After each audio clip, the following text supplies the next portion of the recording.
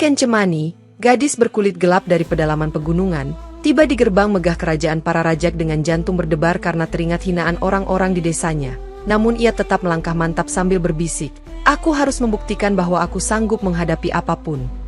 Di depan pintu gerbang, para prajurit memeriksanya dengan curiga, dan mereka saling pandang ketika melihat warna kulit Niken Cemani yang berbeda dari kebanyakan gadis. Kemudian salah seorang prajurit berkomentar, "Apa kau yakin ingin ikut seleksi permaisuri, Nona?" Meski pertanyaan itu terdengar merendahkan, Niken Cemani menjawab dengan suara tenang bahwa ia telah menempuh perjalanan jauh untuk mencoba peruntungan, dan ia memohon agar para prajurit mau memberinya kesempatan masuk ke pelataran istana. Suasana pagi di istana begitu ramai, dengan banyak gadis lain dari beragam daerah berkumpul di aula depan, sementara Niken Cemani berdiri di sudut, berusaha menenangkan diri sambil memandang betapa mewahnya lingkungan kerajaan. Seekor burung merpati putih yang berputar-putar di atas pelataran mengingatkan Niken Cemani akan kebebasan yang ia dambakan, sehingga ia menggenggam keris kecil warisan ibunya dan berdoa dalam hati, berharap leluhurnya membimbing langkahnya. Panitia seleksi mengumumkan bahwa semua kandidat harus menuliskan nama dan asal-usul mereka, dan Niken Cemani dengan bangga menorehkan namanya di atas kertas, lalu menuliskan Desa Cemara Hitam sebagai tempat lahirnya. Beberapa gadis dari kalangan bangsawan mencibir dan berbisik ketika melihat tulisan Niken Cemani. Kemudian salah satu dari mereka, dengan nada menyindir, berkata, "Warna kulitmu itu, apakah kau yakin ini tempatmu?"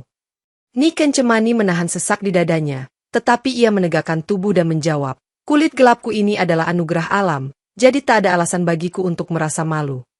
Mendengar jawaban tegas itu, beberapa prajurit penjaga tersenyum simpul karena jarang melihat gadis yang begitu berani melawan hinaan, dan mereka diam-diam memberi semangat kepadanya. Dengan tekad yang membaja, Niken Cemani memasuki aula seleksi sambil membisikkan doa pada Sang Hyang, berjanji bahwa ia akan menghadapi apapun yang menantinya demi meraih kedudukan terhormat di kerajaan para raja. Panitia seleksi memulai ujian seni di pendopo istana, dan setiap gadis diminta menunjukkan satu keterampilan khusus yang mencerminkan budaya atau bakat mereka. Sementara Raja Parwata secara diam-diam mengamati di balik tirai. Ni Ayu Ratnasari, bangsawan sombong dari keluarga terpandang, tampil lebih dulu dengan tarian kipas yang anggun, dan ia menutup penampilannya dengan tatapan penuh percaya diri ke arah peserta lain. Ketika giliran Niken Cemani tiba, suasana sempat hening karena penampilan fisiknya dinilai tak biasa, tetapi ia tetap melangkah ke depan dengan gerakan kepala tegak, berniat menarikan tarian ritual dari desanya. Tarian yang dibawakan Niken Cemani diiringi tabuhan kendang dan bunyi saron kecil. Gerakan kakinya cepat namun luwes, sementara tangannya menari seperti burung hantu malam, menjadikannya suguhan eksotis di hadapan para penonton. Salah seorang penonton berkata, "Tarian apa itu? Mengapa terlihat berbeda dari yang biasa kita saksikan?" Dan kakek penjaga pendopo berbisik, "Itu tarian leluhur desa pegunungan, sangat jarang diperlihatkan di istana." Raja Parwata, yang berada di balik tirai, mencondongkan tubuhnya untuk melihat lebih jelas, kagum atas gerakan Niken Cemani yang walaupun sederhana, memancarkan ketulusan dan semangat khas rakyat pedalaman. Setelah tarian usai, beberapa bangsawan mencibir bahwa gerakan Niken Cemani tampak liar, tetapi tepuk tangan pelayan istana dan para prajurit menandakan bahwa gadis itu telah mencuri perhatian banyak orang. Ni Ayu Ratnasari melirik sinis, lalu menutup mulutnya sambil berbisik kepada temannya. Dia hanya beruntung karena raja mungkin suka hal-hal aneh. Niken Cemani, yang menyadari banyak mata menyorotinya, menahan debar jantung sambil menundukkan kepala hormat di hadapan juri, lalu kembali ke baris peserta tanpa mengucap sepatah kata. Panitia pun mengumumkan bahwa nilai seni Niken Cemani cukup memuaskan, dan walau tidak menyamai para bangsawan yang biasa berlatih di sanggar mahal, bakat uniknya mulai menarik rasa penasaran orang-orang di istana. Ni Ayu Ratnasari, yang mendengar bahwa nilai seni Niken Cemani lumayan tinggi, segera merancangkan siasat untuk menjatuhkan gadis berkulit gelap itu, sebab ia tak terima disamakan dengan rakyat jelata.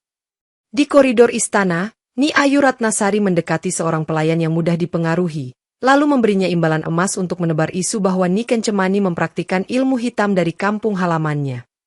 Rumor tersebut segera menyebar di antara peserta seleksi, sehingga beberapa gadis lain mulai menjaga jarak dari Niken Cemani, bahkan menolak duduk di sampingnya ketika menunggu giliran ujian berikutnya. Lurah Gading, pengawal setia istana, memerhatikan perubahan sikap orang-orang terhadap Niken Cemani, dan ia tergerak untuk menyelidiki sumber desas-desus itu karena ia tak percaya gadis itu berbuat hal buruk. Ni Ayu Ratnasari, puas dengan keberhasilan rencananya, berkata pada kawannya, Sebentar lagi dia akan terpental sendiri, dan aku akan berdiri paling tinggi, sambil tersenyum angkuh di depan cermin perunggu. Di taman istana, Niken Cemani menyadari bahwa beberapa orang berbisik dan menunjuk ke arahnya, sehingga ia merasa bingung dan bertanya pelan, apakah mereka tidak menyukaiku karena penampilanku, atau ada alasan lain? Seorang peserta yang masih netral memberitahu Niken Cemani tentang rumor ilmu hitam, dan Niken Cemani pun terkejut seraya menegaskan, aku tak pernah belajar hal semacam itu, ini pasti fitnah. Lurah Gading mendekati Niken Cemani di sisi kolam teratai, menenangkannya dengan mengatakan bahwa istana kadang penuh intrik, dan ia menasihati gadis itu untuk bertindak hati-hati agar tak terperangkap. Dengan mata berkaca-kaca, Niken Cemani bersumpah pada dirinya sendiri bahwa ia akan tetap tenang dan mencari cara membuktikan kebersihannya, walau tak ada bukti langsung yang bisa ia tunjukkan saat ini.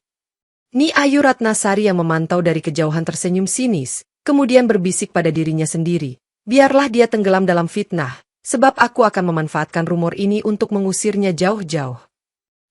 Raja Parwata, yang telah mendengar kabar adanya fitnah ilmu hitam, memutuskan untuk melihat langsung perilaku Niken Cemani, karena ia meragukan kebenaran gosip yang beredar di kalangan istana.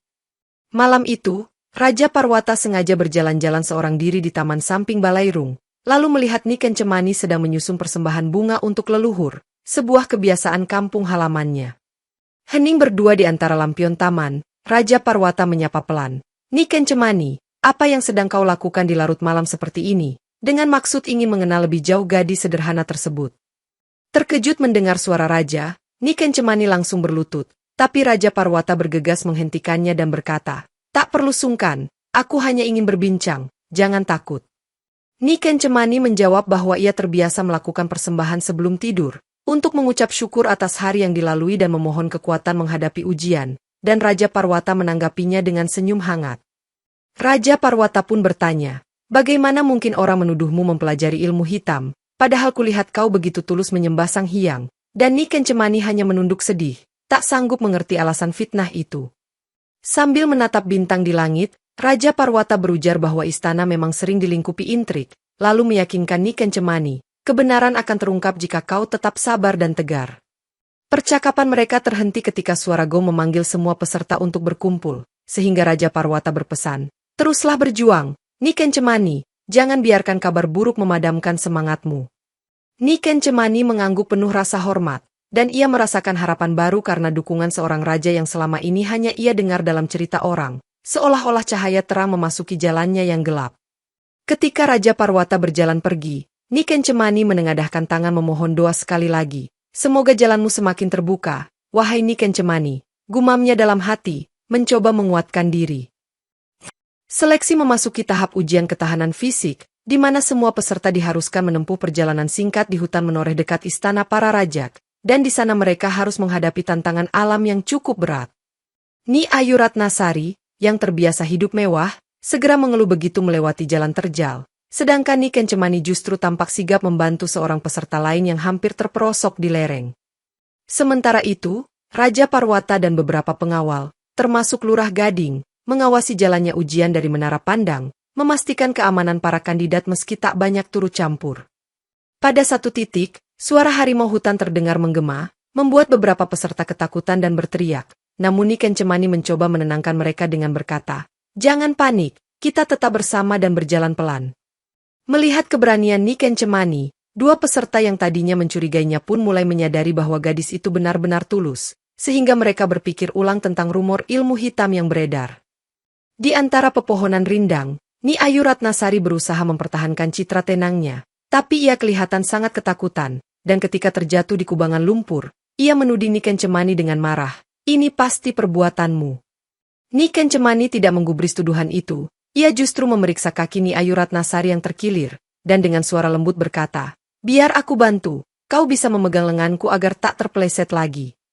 Pemandangan Niken Cemani menolong pesaingnya yang jelas-jelas membencinya, membuat para pengawas ujian tersentuh, dan Raja Parwata yang melihat kejadian itu ikut merasa bangga pada jiwa besar gadis tersebut. Setelah berhasil melewati jalan berlumpur, rombongan peserta pun tiba di tepi hutan, dan panitia mengumumkan hasil ujian ketahanan fisik, di mana Niken Cemani mendapat pujian tertinggi berkat keberanian dan kepeduliannya. Ni Ayu Ratnasari, walau terpaksa harus berterima kasih, tetap menyimpan dengki di hati, karena ia malu telah ditolong oleh orang yang selama ini ia hina, dan ia bersumpah akan menyusun rencana balas dendam berikutnya. Setelah ujian hutan, gosip bahwa Niken Cemani memakai kekuatan gaib untuk memengaruhi orang lain justru semakin meluas, terutama karena beberapa kandidat mulai menceritakan keajaiban yang mereka rasakan saat ditolong olehnya.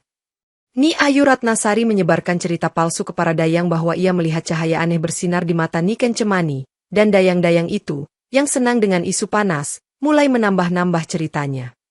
Beberapa bangsawan di istana para raja pun tertarik pada rumor ini, dan mereka menganggapnya ancaman bagi kestabilan kerajaan, sehingga mereka menyarankan Permaisuri Indreswari untuk segera bertindak. Namun, Permaisuri Indreswari tidak langsung mengambil keputusan. Ia memanggil Lurah Gading untuk mengumpulkan informasi, dan ia berkata tegas, "Aku tidak ingin menuduh sembarangan, jadi selidikilah dengan teliti."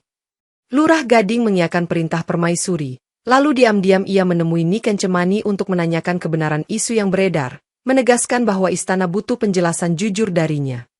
Niken Cemani, dengan mata menatap lurus, menjawab penuh keyakinan bahwa ia tak pernah mempelajari ilmu terlarang, dan menekankan bahwa semua pertolongannya murni gerakan hati nurani, bukan sihir.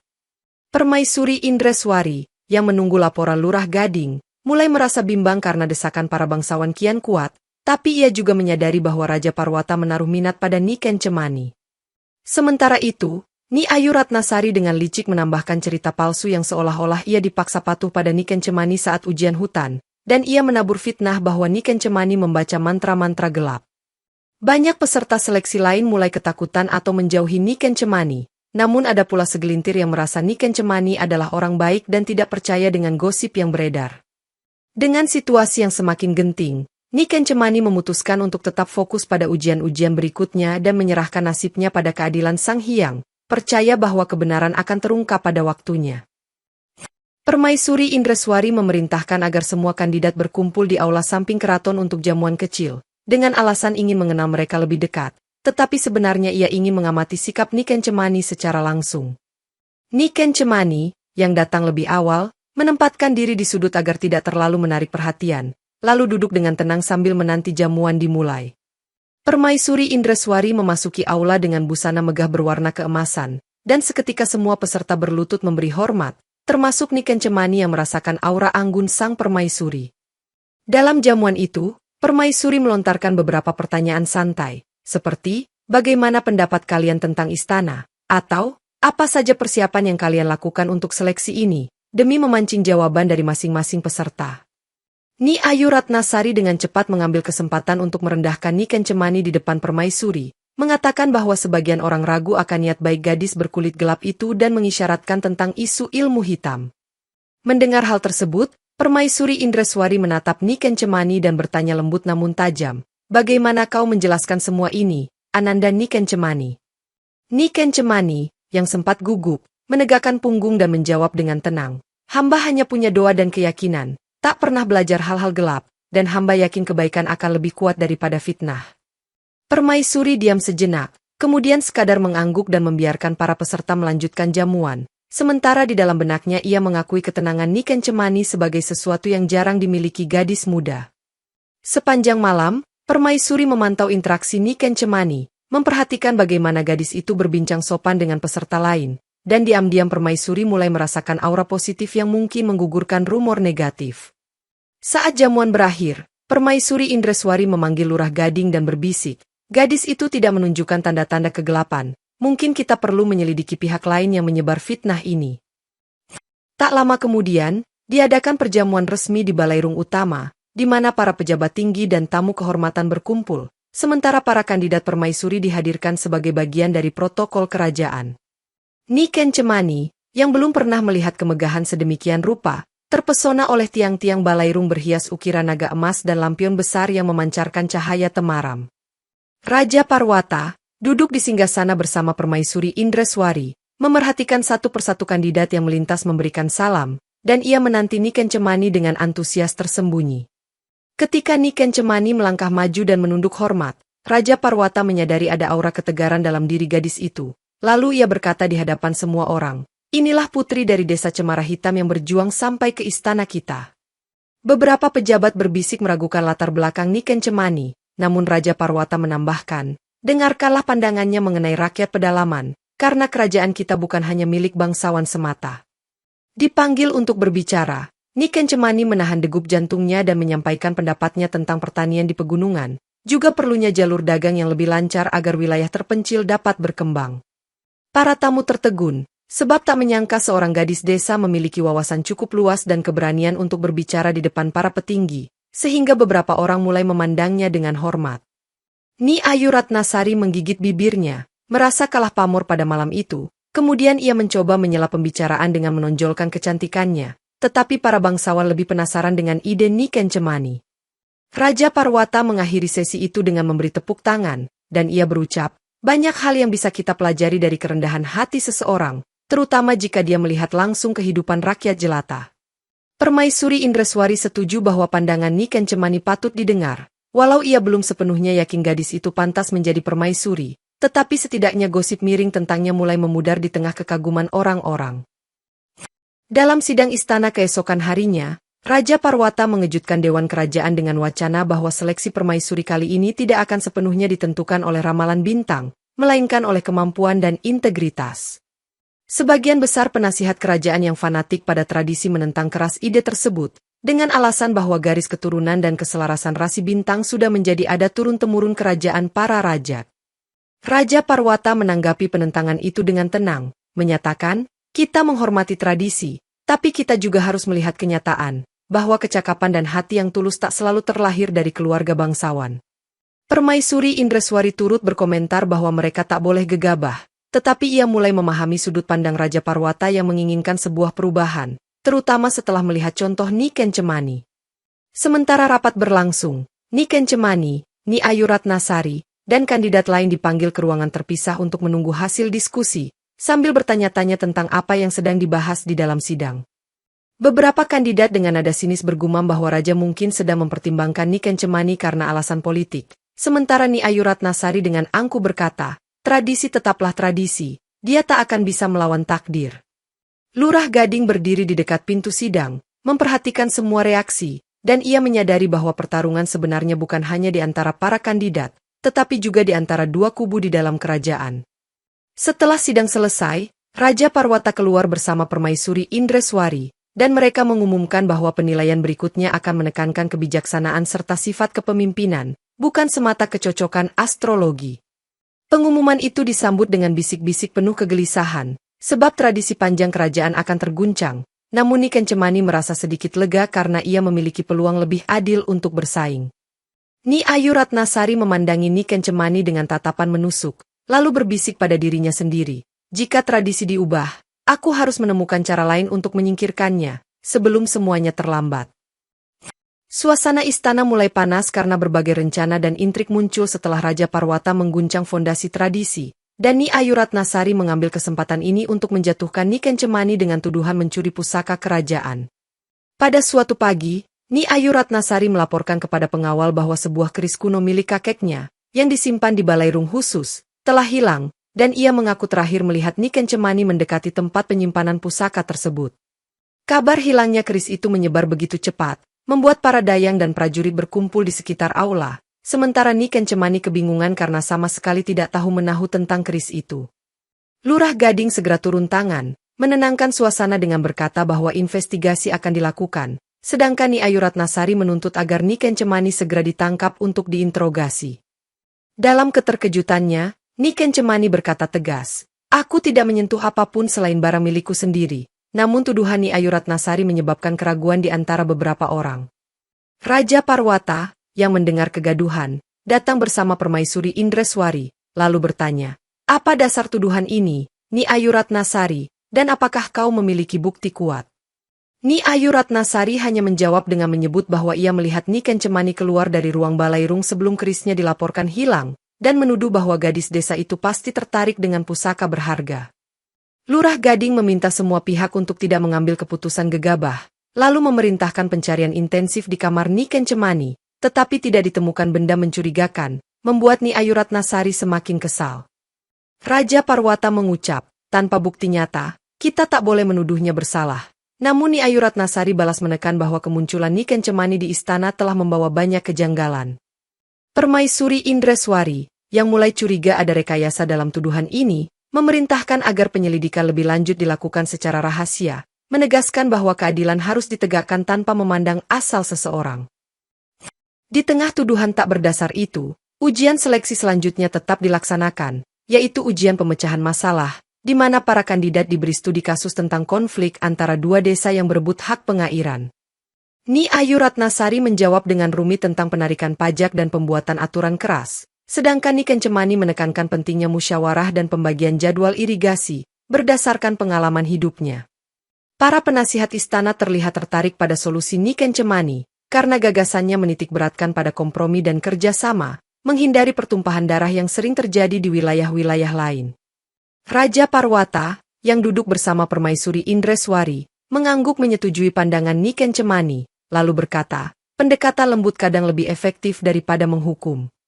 Beberapa kandidat lain memberikan jawaban yang cukup baik, tetapi kurang rinci, sehingga Ni Kencemani menjadi yang paling menonjol di hadapan para penasihat yang menilai ujian tersebut.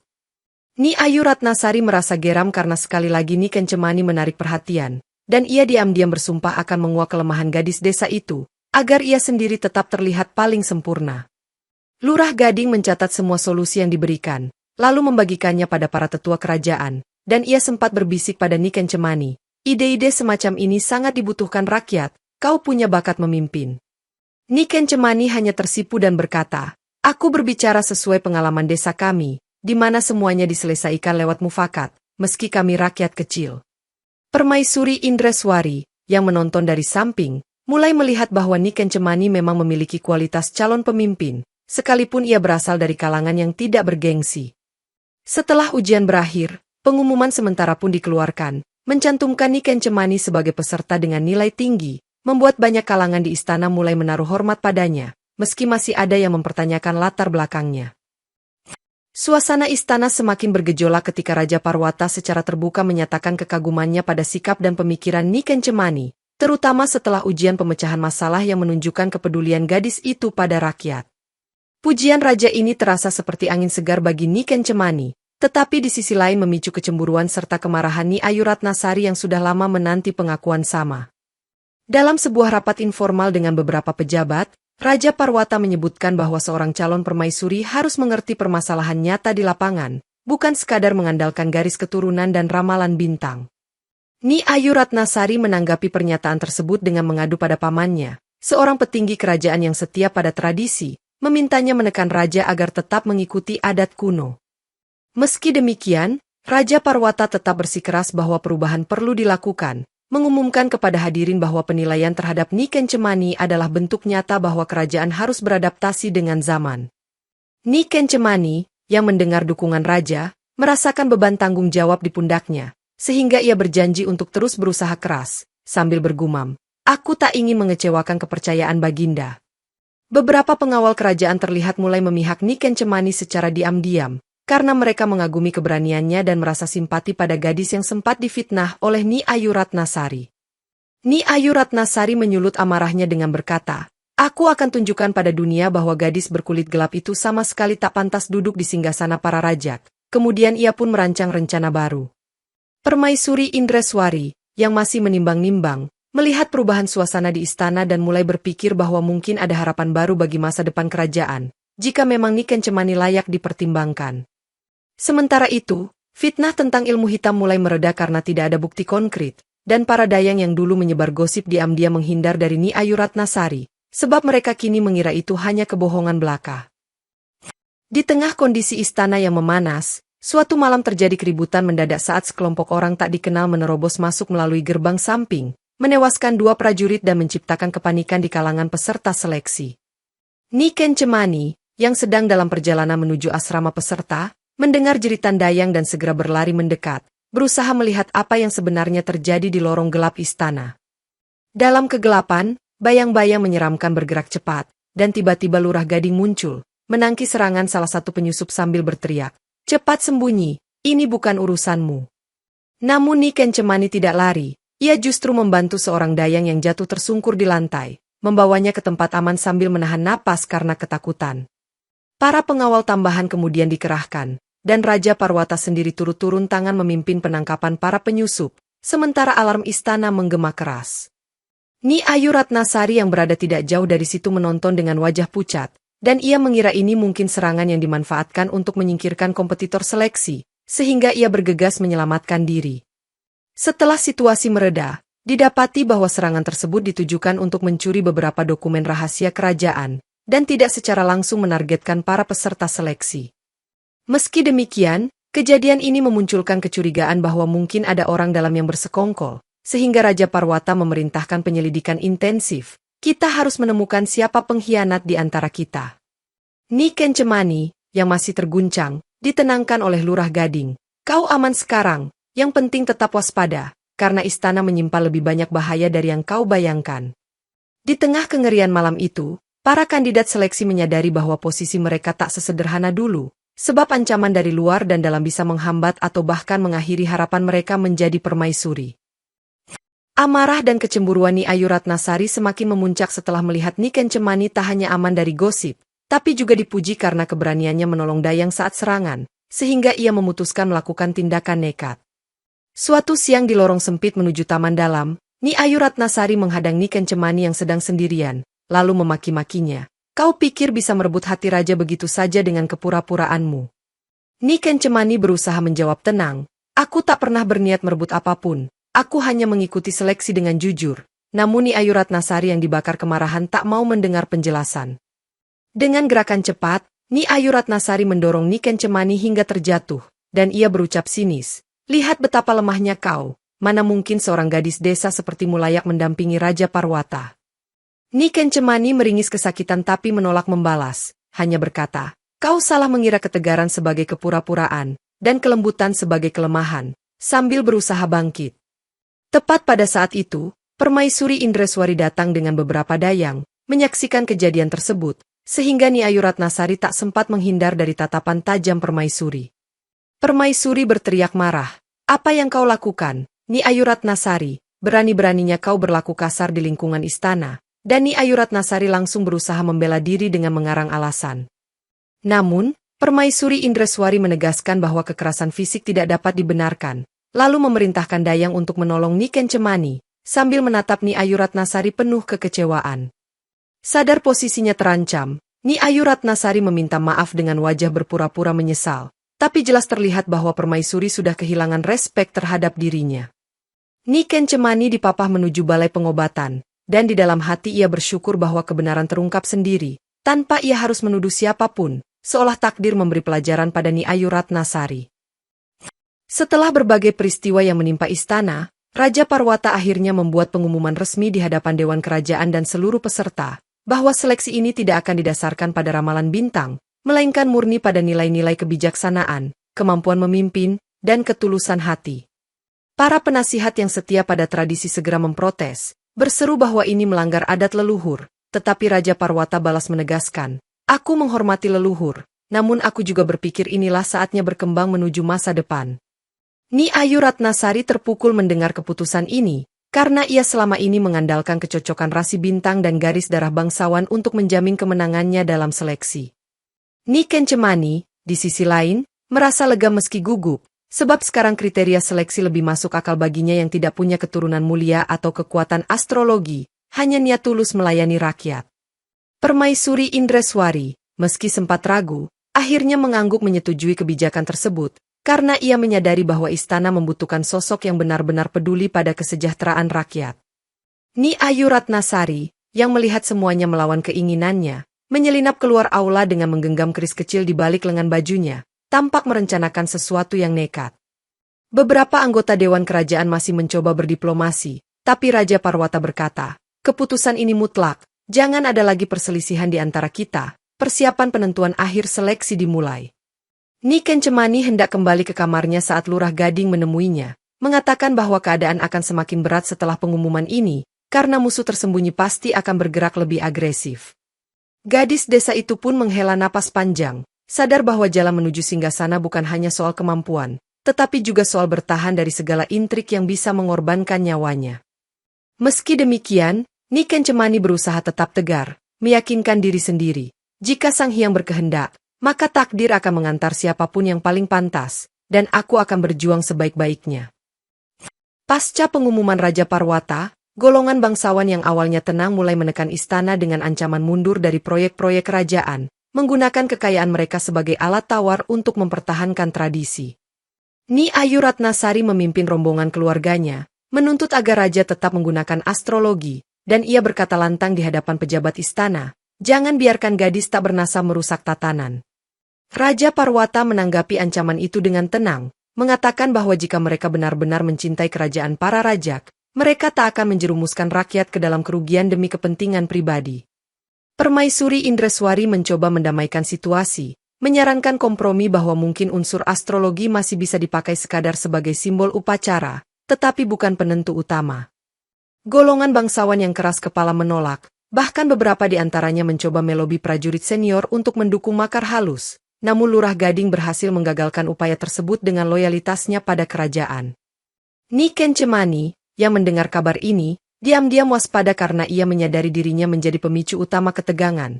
Namun ia tak bisa mundur karena sudah berjanji pada diri sendiri untuk berusaha sampai akhir. Beberapa peserta seleksi lain malah memutuskan untuk mundur, takut terseret konflik internal di dalam istana, menyisakan hanya segelintir kandidat yang masih yakin dengan perubahan yang diusung raja. Melihat semakin sedikitnya kandidat, Ni Ayu Ratnasari makin gencar menjelek-jelekkan Ni Kencemani, menuduhnya biang keladi perpecahan, tetapi tuduhan itu tak dihiraukan oleh mereka yang sudah paham wataknya. Raja Parwata menegaskan, yang berhak bertahan hanyalah mereka yang berjiwa besar dan tulus, seraya memperingatkan bangsawan bahwa ancaman mereka tak akan memengaruhi keputusan final. Dalam diam, Ni Ayu Ratnasari merencanakan langkah terakhir yang lebih berbahaya, karena ia menyadari cara-cara politik tak lagi memadai untuk menjatuhkan Ni Kencemani yang kian disukai raja. Tibalah saat ujian terakhir, di mana setiap kandidat diminta menjelaskan visi mereka sebagai permaisuri yang mampu mendampingi Raja Parwata dalam memajukan kerajaan para rajak, sekaligus menghadapi tantangan internal dan eksternal. Ni Kencemani menekankan pentingnya mendengar suara rakyat, meningkatkan kesejahteraan petani di pedalaman, dan menjalin hubungan harmonis dengan setiap lapisan masyarakat, tanpa melupakan tradisi luhur. Ni Ayu Ratnasari, di sisi lain, hanya memaparkan rencana mewah yang seolah berfokus pada kemegahan istana, serta pengaruh keluarganya yang kuat, tanpa menyinggung kepentingan rakyat jelata. Setelah mendengar paparan semua kandidat, Raja Parwata mengambil waktu sejenak di balai peristirahatannya, lalu dengan mantap ia berkata pada Permaisuri Indreswari, "Sudah jelas siapa yang lebih berjiwa pemimpin."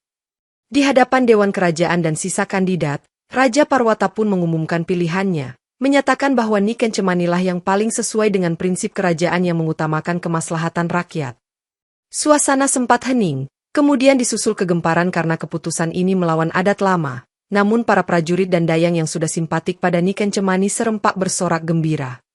Ni Ayu Ratnasari mencengkeram gaunnya dengan tangan gemetar, menatap Raja Parwata sambil berteriak, "Baginda, ini tidak adil. Tradisi kita turun-temurun menekankan darah bangsawan dan ramalan bintang." Raja Parwata menjawab, "Adil bukan berarti menuruti tradisi buta, melainkan melihat kebenaran dengan mata terbuka," sambil menatap Ni Kencemani dengan sorot bangga. Ni Kencemani, yang ditunjuk sebagai permaisuri, menitikan air mata bahagia dan takut sekaligus, lalu menunduk dalam-dalam, "Hamba akan mengabdikan diri dengan segala kemampuan yang hamba miliki." Permaisuri Indreswari, meski wajahnya menampakkan ketegangan, akhirnya maju menepuk bahu Ni Kencemani, mengucapkan selamat dan menegaskan bahwa kebijaksanaanlah yang mempersatukan kerajaan, bukan hanya kelahiran. Keluarga Ni Ayu Ratnasari tidak terima dengan kekalahan tersebut, mencoba menggalang pemberontakan diam-diam di kalangan bangsawan yang kecewa, berupaya menculik Ni Kencemani sebelum pelantikan resmi. Malam itu, sekelompok orang bersenjata menyusup ke asrama calon permaisuri, berencana menculik Ni Kencemani dan membawanya keluar istana, agar keesokan harinya kerajaan tak punya calon permaisuri sah. Namun, Lurah Gading yang sudah mencurigai gerak-gerik keluarga Ni Ayu Ratnasari, memasang penjagaan ketat di sekitar asrama, sehingga para penyusup langsung terkepung dan terjadilah pertarungan singkat. Ni Kencemani terbangun mendengar suara ribut di lorong, dan ia melihat Lurah Gading beserta prajurit lain menggagalkan penculikan tersebut, sementara beberapa penyusup lari tunggang langgang. Raja Parwata segera dihubungi, dan ia datang bersama Permaisuri Indreswari, lalu memerintahkan penangkapan semua pihak yang terlibat dalam rencana busuk itu, termasuk kerabat Ni Ayu Ratnasari. Ni Ayu Ratnasari, yang terdesak, pada akhirnya terungkap sebagai dalang utama, dan ia dituduh melakukan pengkhianatan, sesuatu yang biasanya dijatuhi hukuman berat di kerajaan para raja. Permaisuri Indreswari tampak murka, mengatakan, "Aku sudah memperingatkanmu untuk tidak bermain dengan api, tetapi kau memilih jalan kekerasan," sambil menatap Nyi Ayu Ratnasari yang tertunduk. Dalam tangis yang penuh penyesalan, Nyi Ayu Ratnasari berteriak, "Ini semua karena ketidakadilan, sebab seorang gadis desa tak seharusnya menginjak singgasana raja, namun tak ada lagi yang memihaknya." Raja Parwata memerintahkan agar Nyi Ayu Ratnasari dikurung sambil menunggu persidangan kerajaan, dan dengan itu seluruh rencana pemberontakan pun berakhir sebelum sempat membahayakan nyawa Nyi Kencemani. Ketenangan kembali turun di istana setelah kejadian tersebut, dan semua menyadari bahwa tekad Raja Parwata untuk merombak tradisi memang kuat, didukung oleh loyalitas para prajurit dan kepemimpinan Nyi Kencemani yang mulai dihormati. Nyi Kencemani resmi dinyatakan sebagai calon permaisuri, dan ia mulai menjalani pelatihan intensif yang mencakup tata krama istana, urusan pemerintahan, serta kewajiban mendampingi raja dalam upacara-upacara kerajaan. Di bawah bimbingan Permaisuri Indreswari, Nyi Kencemani belajar tentang tata busana dan etika bangsawan, meski sesekali ia kagok mengenakan kain kebesaran yang jauh berbeda dari pakaian desa.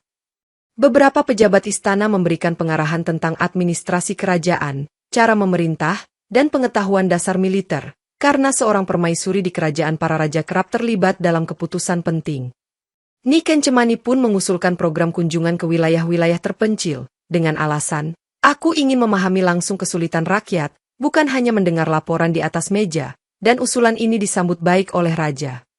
Saat berdiskusi dengan Raja Parwata, Nyi Kencemani menekankan pentingnya menjaga keseimbangan antara modernisasi dan pelestarian adat, agar rakyat tetap berpegang pada jati diri budaya mereka.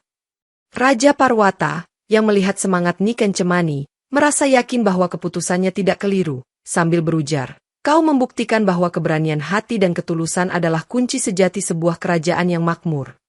Dayang-dayang pun mulai menghormati Nyi Kencemani, bahkan membantu mempersiapkan gaun pelantikannya yang megah, dirancang khusus dengan motif akar dan daun, melambangkan asal-usul pegunungan.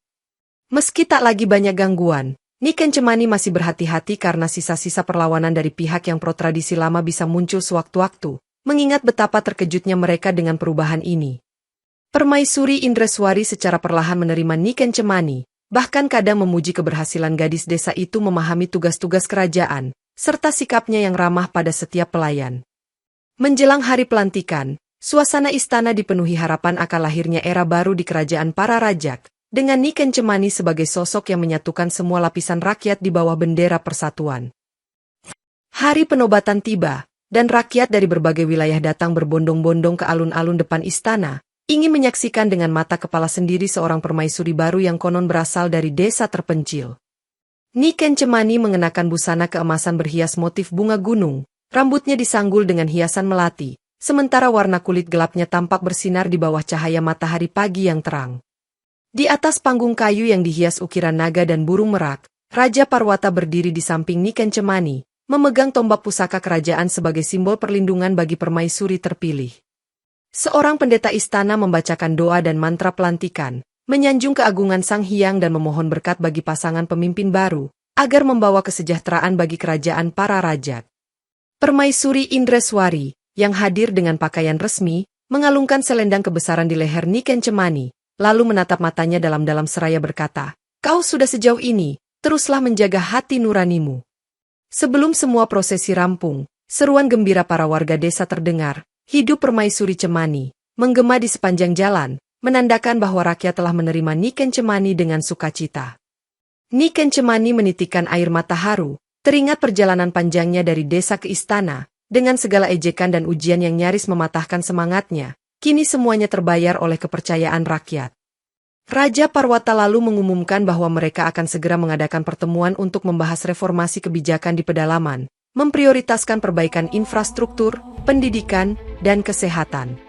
Sorak-sorai semakin meriah, dan Nyi Kencemani menunduk hormat di hadapan seluruh rakyat, meyakinkan mereka, "Aku bukan siapa-siapa tanpa kalian, aku akan selalu menjadi bagian dari kalian, memperjuangkan kepentingan bersama." Dengan demikian, berakhir sudah rangkaian seleksi panjang yang penuh tantangan, dan dimulailah babak baru bagi kerajaan para rajak di bawah kepemimpinan Raja Parwata beserta Permaisuri Nyi Kencemani, yang akan menegakkan keadilan dan cinta bagi seluruh rakyat Nusantara.